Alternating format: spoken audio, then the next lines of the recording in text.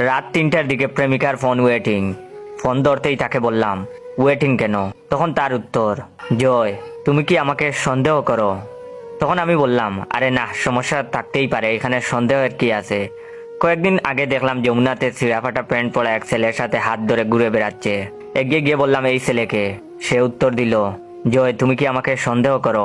আমি বললাম, আরে না, ছোট ভাই ব্রাদার থাকতেই পারে, এখানে সন্দেহের কি আছে? একদিন খুব কাছের এক ছোট ভাই কল দিয়ে বলল, ভাই ভাবির তো বিয়ে ঠিক হয়ে গেছে, আপনি শেখা খাইলেন। সাথে সাথে প্রেমিকাকে কল দিয়ে কইলাম, ঘটনা কি সত্যি? সে বলে, দেখো বিয়েটা আমার বাবার জন্য করা, বাবার হার্টের অসুখ, তাই বিয়েটা করতেছি। কিন্তু আমি তো তোমাকে ভালোবাসি, কিছুদিন পরেই তো আমি তোমার কাছে ফিরে আসব। আমি আমতা আমতা করে বললাম, কিন্তু?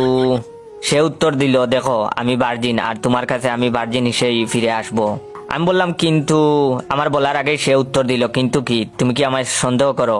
আমি বললাম, আরে না, এখানে সন্দেহের কি আছে, সমস্যা হতেই পারে। কিছুদিন পর প্রেমিকাকে ছোট একটা বাচ্চা কুলে নিয়ে হাঁটতে দেখলাম।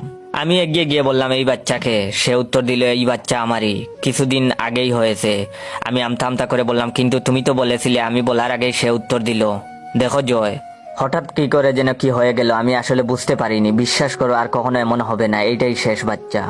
আমি তোমাকে অনেক ভালোবাসি, তুমি আমার জন্য ওয়েট করো, আমি ফিরে আসব। আমি কিছু বলতে যাব এর আগেই সে বলে উঠলো, তুমি কি আমাকে সন্দেহ করো?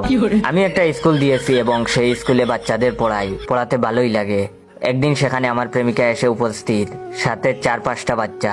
দেখেই বোঝা যায় পিঠে পিঠি বাচ্চা এগুলো। কিছু বলার আগেই সে বলে উঠলো, এগুলো তার বাচ্চা। স্বামী অশিক্ষিত, তাই পরিবার পরিকল্পনা সম্পর্কে কোনো জ্ঞান নেই, যার ফলে এই দশা। আমি কিছু বলতে যাব তার আগেই সে বলে উঠলো, জানি জয় তুমি কি বলতে চাও, কিন্তু বিশ্বাস করো আমি চেষ্টা করছি, আর কিছুদিনের মধ্যেই আমি তোমার কাছে চলে আসব। এখন আমার বুড়া বয়স, কোনো রকমের লাঠি দিয়ে পথ চলি, বাবা মা ভাই বোন কেউই নেই, আর আমার প্রেমিকার আশায় এখনো বিয়ে করিনি। দেখাশোনা করার কোনো মানুষ আমার নাই। পাশের বাড়ির মতিনের ছেলে রহমান কিছুদিন ধরে বলছে, জয় আঙ্কেল, এই বয়সে আপনার একটা নার্সের ব্যবস্থা করে দেই, অসুখ বিসুখে আপনার সেবা যত্ন করবে। কিছুদিন ধরে জ্বরে ভুগছি, দেখবার মতো কেউ নেই।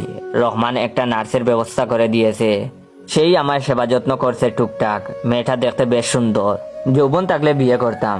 সে খুব সেবা যত্ন করছে আমার, এই যে এখন তুলে খাওয়াচ্ছে। এমন সময় ঘরে এক বৃদ্ধ মহিলার প্রবেশ, জীবনে দেখছি বলে মনে হয় না।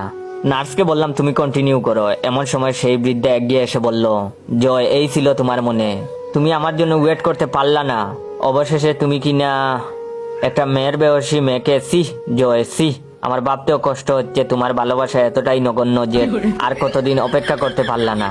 কণ্ঠ শুনে বুঝলাম, আরে এইটা তো আমার সেই প্রেমিকা। কিছু বলতে যাব বরাবরের মতো সেই